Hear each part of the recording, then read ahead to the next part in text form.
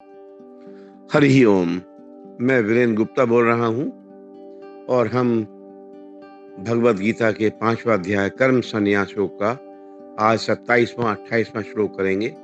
कल हमने 26वां और 29वां किया था। 27 28 आज के लिए रखा है क्योंकि ये दोनों मिलाकर हैं, तो वो इस प्रकार हैं। दोनों ही मैं उनको चयन करूँगा, उसके बाद में इसके बारे में मतलब देखेंगे इसका अर्थ क्या होता है। स्पर्शान् कृत्वा बहिर्बाह्यान् चक्षुषा एव अन्तरे भ्रुवोः प्राणापानो समो कृत्वा नासाभ्यन्तरचारिणौ यतेन्द्रियमनोबुद्धिः मुनिर्मोक्षपरायणः विगतेच्छा भयक्रोधो यः सदा मुक्त एव सः।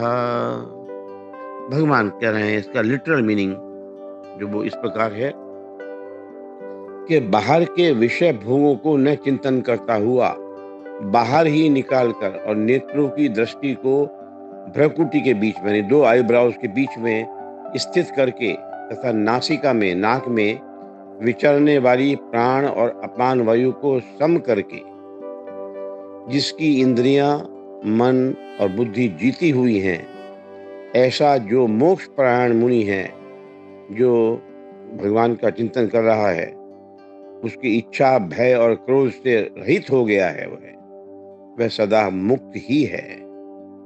आइए इसके बारे में थोड़ा सा बात करें। यहाँ भगवान ने कहा है स्पर्शान् कृत्वा बहिर्बाह्यान्। देखिए, परमात्मा के अलावा जितने भी चीजें हैं संसार की, जितने भी पदार्थ हैं, वो सब बाह्य हैं, हमसे एक्सट्रोवर्ट हैं, क्योंकि हमारे अंदर चेतन है, भगवान है, आत्मा है। बाकी इसके अलावा जो कुछ भी आप संसार में देख रहे हैं, ये सब एक्सट्रोवर्ट हैं, एक्सटर्नल हैं ये हमसे। और जो यदि हम इनको बाहरी छोड़ दें, का इसका अर्थ ये है कि यदि हम इनको बाहरी छोड़ दें तो इनसे जो 5 विषय हैं, 5 ज्ञानेंद्रियों से संबंधित, वो उनका हम सोचेंगे ही नहीं, उनके बारे में उनका चिंतन ही नहीं करेंगे। जो बाह्य पदार्थ हैं जीवन में भगवान के अलावा, उनका संबंध का त्याग देखिए, कर्म योगी जो है वो कर्म योग की सेवा के द्वारा, और ज्ञान योग में विवेक के द्वारा किया जाता है। विवेक, कर्मयोगी कर्मयोग से कर देता है सेवा करके, और जो ज्ञान योगी है, सांख्य योगी, वो अपने विवेक से करता है। यहाँ भगवान ध्यान योग के द्वारा कह रहे हैं कि तू ये जो बाह्य चीजें हैं, इनका चिंतन, इनका संबंध इससे तोड़ दे की बात कर रहे हैं। वो ये कह रहे हैं कि ध्यान योग में एकमात्र परमात्मा का ही चिंतन करना है, आत्मा का ही चिंतन करना है, इसके अलावा और किसी चीज को करना ही नहीं है। वास्तव में देखा जाए तो जो बाह्य चीजें हैं, बाह्य पदार्थ हैं, वो बाधक नहीं है, वो हर्डल्स नहीं है हमारे लिए। उनसे जो राग है हमारा, जो कर्मेंद्रियों का राग है, ज्ञानेंद्रियों का जो राग है, जो 4 ज्ञानेंद्रिय, 5 ज्ञानेंद्रिय हमारी हैं, नेत्र, कान, नासिका, मुंह और टच, त्वचा, ये जो राग है, यही हमको उलझाए रखता है और यही हमको परेशानी में डालता है। इसीलिए इनका संबंध, इस राग को खत्म कर दें तो हम बहुत ही ऐसा जीवन जिएंगे कि जो परमात्मा में है, और हम भवसागर से पार उतर जाएंगे। फिर यहाँ पे भगवान ने कहा है चक्षुषेवांतरे भ्रुवो। इसका अर्थ ये कह रहे हैं कि दोनों भौं के बीच में जो आईब्राउज हैं, उसके बीच में दृष्टि रखना। यदि हम आंख बंद करके करते हैं, अंदर ही अंदर देखते हैं, तो नींद आने का डर रहता है।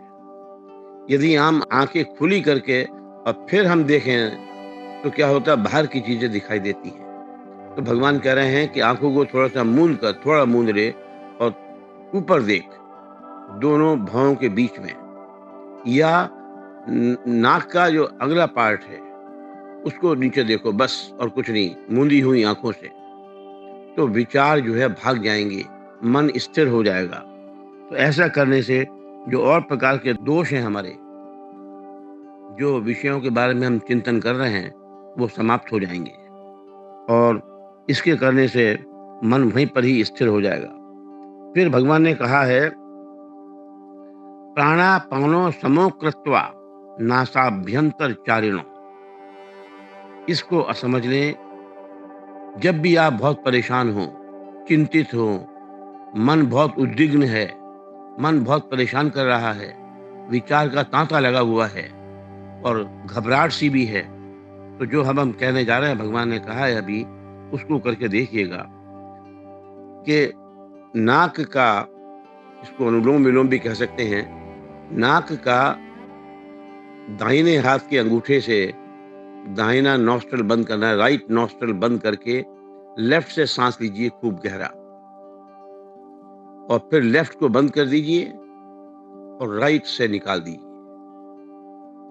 फिर लेफ्ट बंद रखते ही फिर राइट से लीजिए, राइट नॉस्ट्रल से सांस लीजिए अंदर और लेफ्ट से बाहर निकाल दीजिए। मतलब राइट को बंद किया, लेफ्ट नॉस्ट्रल से सांस लिया अंदर, लेफ्ट को बंद कर दिया, राइट से निकाल दिया और राइट से ही लिया। ऐसा करने से क्या होगा कि समता आ जाएगी। देखिए, जो हमारा बायां सुर है, इसको ईड़ा नाड़ी बोलते हैं। हम ज्यादा कंफ्यूज तो नहीं करेंगे।